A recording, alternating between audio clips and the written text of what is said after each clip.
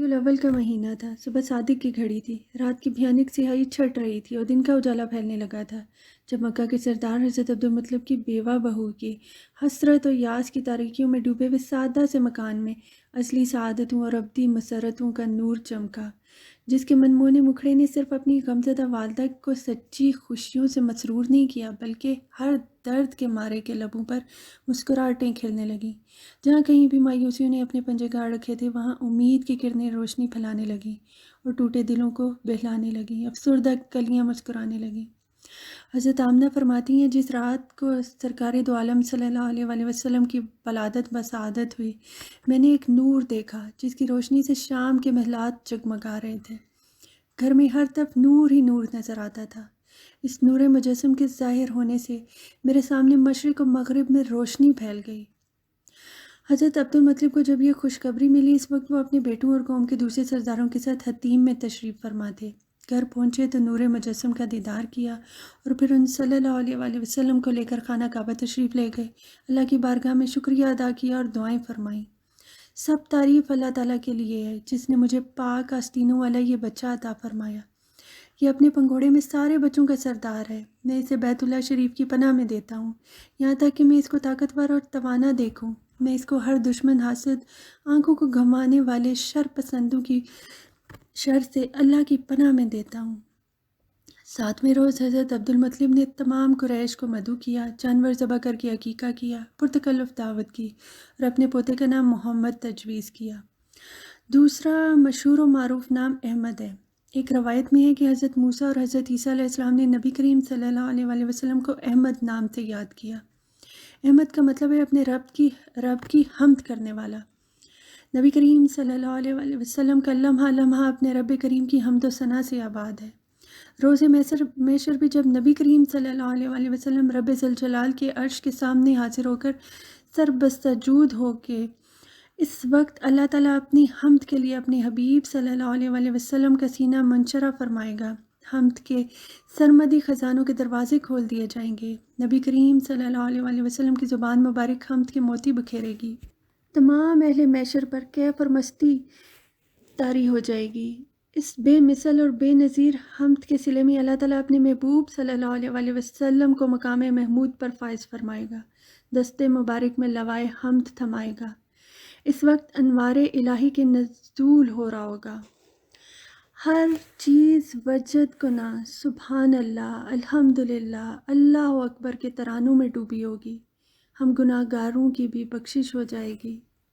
हजूर सल्लल्लाहु अलैहि वसल्लम पहले अहमद थे, सबसे ज़्यादा अपने रब की हम्द व तारीफ़ करने वाले। इसकी बरकत मोहम्मद हुए, ताअबद बार बार उन सल्लल्लाहु अलैहि वसल्लम की तारीफ़ से दिल मुनव्वर होते रहेंगे। अरब की रवायात के मुताबिक बच्चों को सहरा नशीं कबीलों में भेजते ताकि उनकी रेत और उसकी खरदरीली पथरीली ज़मीन की रगड़ों से उनके जिस्म में मजबूती पैदा हो और उनकी फसीह और बलीग ज़ुबान सीख कर वो बेहतरीन ख़तीब और कायद बन जाएं। इस मकसद के लिए हज़रत अब्दुल मुत्तलिब ने हज़रत हलीमा सादिया को पसंद फरमाया ताकि सहरा की खुली फ़िज़ा और पाकीज़ा हवा में वो उनकी परवरिश भी करे और जोहरे फसाहत को भी आबोताब बख्शे। हज़रत हलीमा सादिया जो इस वक्त खुश साली और कहत की वजह से बदहाली का शिकार थीं, लेकिन नबी करीम सल्लल्लाहु अलैहि वसल्लम के उनके घर में पाँव पड़ते ही खुशबख्ती ने उनका घेर लिया। माल मवेशी और रिस्क में मोज़ाती इजाफे हुए। हज़रत हलीमा सादिया फरमाती हैं, अल्लाह ताला की सारी ज़मीन में ये इलाका सबसे ज़्यादा कहत ज़दा था। घास का एक तिनका भी नज़र नहीं आता था, लेकिन मेरी बकरियां शाम को जब वापस आती तो उनके पेट भरे होते। हम दूध धोते और खूब से रोकर पीते। दूसरे लोगों के रेवड़ भूखे वापस आते, दूध का एक कतरा भी न टपकता। वो लोग अपने चरवाहों को डांटते और कहते, तुम हमारी बकरियां वहाँ ले जाया करो जहाँ हलीमा सादिया की बकरियां चरती हैं। दिन ब दिन इन इनामात और बरक़ात में इजाफ़ा होता जाता और हम खुशहाल ज़िंदगी बसर करने लगे, यहाँ तक कि 2 साल का अरसा ख़त्म हो गया। इस अरसे में आप सल्लल्लाहु अलैहि वसल्लम की नशो नमा की कैफियत निराली थी। 2 साल में हजूर सल्लल्लाहु अलैहि वसल्लम कवि और तवाना बच्चों की तरह हो गए। हलीमा सादिया फरमाती हैं कि एक रोज़ मैं हजूर सल्लल्लाहु अलैहि वसल्लम को गोद में लिए बैठी थी। बकरियों का एक रेवड़ मेरे करीब से गुजरा। उनमें से एक बकरी आगे आई और हजूर सल्लल्लाहु अलैहि वसल्लम को सजदा किया और सर मुबारक को बोसा दिया, फिर भाग कर दूसरी बकरियों में मिल गई। حلیمہ سعدیہ فرماتی ہیں کہ جب ہم مکہ کے سفر سے واپس پہنچے تو گھر سے کستوری کی مہک آنے لگی۔ وہاں کے سب لوگ حضور صلی اللہ علیہ وآلہ وسلم کی محبت میں دیوانے ہو گئے۔ جب حضور صلی اللہ علیہ وآلہ وسلم کی برکتوں کا مشاہدہ کرتے تو سو جان سے فدا ہونے لگتے۔ جب کسی کو کوئی بدنی تکلیف ہوتی وہ آتا اور نبی کریم صلی اللہ علیہ وآلہ وسلم کی بابرکت ہتھیلی کو پکڑ کر تکلیف والی جگہ پر رکھتا، باذن اللہ تعالیٰ فوراً شفا یاب ہو جاتا۔ اگر ان کا کوئی جانور بکری یا اونٹ بیمار ہو جاتا تو اس پر نبی کریم صلی اللہ علیہ وآلہ وسلم کا دست مبارک پھیرتے اور وہ تندرست ہو جاتا۔ کہ حلیمہ سعدیہ فرماتی ہیں کہ راحت اور خوشحالی کے یہ 2 سال گویا پل بھر میں بیت گئے۔ نبی کریم صلی اللہ علیہ وآلہ وسلم روز افسوں برکات کے سائے میں جو مزے ہم لوٹ رہے تھے، اس کے باعث ہماری یہ خواہش تھی کہ حضور صلی اللہ علیہ وآلہ وسلم کچھ اور عرصہ ہمارے ساتھ گزاریں۔ مدت رضاعت پوری ہونے کے بعد ہم نبی کریم صلی اللہ علیہ وآلہ وسلم کو آپ کی والدہ ماجدہ کے پاس لے گئے، لیکن ہمارا دل جدائی برداشت کرنے کے لیے بالکل تیار نہ تھا۔ میں نے سیدہ آمنہ سے گزارش کی، بہتر ہے کہ آپ اپنے فرزند گرامی کو مزید کچھ عرصے کے لیے ہمارے پاس رہنے دیں، وہاں کی آب و ہوا کا ان کی صحت پر خوشگوار اثر رہے گا۔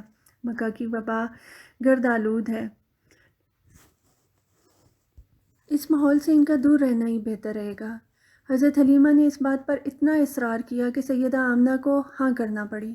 چنانچہ آپ پھر اس بخت بیدار کو اپنے آغوش میں لیے شادمان و فرحان اپنے قبیلہ میں واپس آ گئیں۔ حضور صلی اللہ علیہ وآلہ وسلم کی واپسی سے گھر گھر خوشی کے چراغ جلنے لگے۔ آپ کی رضائی بہن شیمہ کی مسرت کی تو کوئی حد نہ تھی، کبھی کھلاتی، کبھی پلاتی، کبھی گیت گا گا کر دل بہلاتی، کبھی محبت سے بھری لوریاں سناتی۔ وہ معصوم بچی جن پاکیزہ کلمات سے حضور صلی اللہ علیہ وآلہ وسلم کو لوریاں دیتی، مورخین نے اپنی کتب میں انہیں ثبت کر دیا ہے تاکہ آنے والی نسلیں بھی پیار و الفت کے لطیف جذبات سے لطف اندوز ہو سکیں۔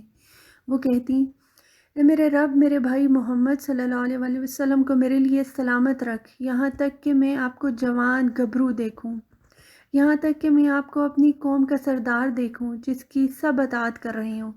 اے میرے رب، اس کے دشمنوں اور حاسدوں کو ذلیل اور رسوا کر۔ اللہ تعالیٰ نے قرآن پاک میں اپنے محبوب صلی اللہ علیہ وآلہ وسلم کی شان میں بہت مقامات پر ذکر کیا ہے۔ ذرا ہم سورۃ آل عمران میں دیکھتے ہیں کہ اللہ تعالیٰ نے کیا فرمایا ہے۔ یقیناً بڑا احسان فرمایا اللہ تعالیٰ نے مومنوں پر جب اس نے بھیجا ان میں سے ایک رسول، انہی میں سے جو اللہ تعالیٰ کی آیتیں ان کو پڑھ کر سناتا اور پاک کرتا انہیں، اور کتاب و حکمت سکھاتا، اگرچہ وہ لوگ اس سے پہلے کھلی گمراہی میں تھے۔ اور پھر اللہ تعالیٰ نے سورۃ ابراہیم میں فرمایا، اور یاد کرو جب تمہیں مطلع فرمایا تمہارے رب نے اس حقیقت سے کہ اگر تم پہلے احسانات پر شکر ادا کرو گے تو میں مزید اضافہ کر دوں گا، اور اگر تم نے ناشکری کی تو جان لو میرا یقیناً عذاب شدید ہے۔ اب غور کریں، ہم پانی، ہوا، روشنی، آنکھ، کان، دل، صحت، اولاد، خوشحالی، یہ سب رب ذوالجلال کی نعمتیں ہیں، ان پر ہمیں شکر ادا کرنا واجب ہے جب ان کو فنا ہونا ہے۔ جب ان فنا ہونے والی نعمتوں پر شکر ادا کرنا لازمی ہے تو اس رحمت مجسم، ہادی اعظم، محسن کائنات صلی اللہ علیہ وآلہ وسلم کی تشریف آوری اور بعثت پر شکر ادا کرنا کتنا ضروری ہے، جس ذات نے بندے کا ٹوٹا ہوا رشتہ اپنے خالق حقیقی سے استوار کروایا، جس نے اولاد آدم کے بگڑے ہوئے مقدر کو سنوارا، جو ساری مخلوقات کے لیے ابر رحمت بن کر سایہ برسا، جس کی فیض رسانی زمان اور مکان کی قید سے آزاد ہے، جس نے گمراہ کو صراط مستقیم پر گامزن کر کے قرب الہی کے دروازے دکھائے۔ کیا اس نعمت عظمیٰ اور ابدی احسان پر شکر ادا کرنا ہم پر فرض نہیں؟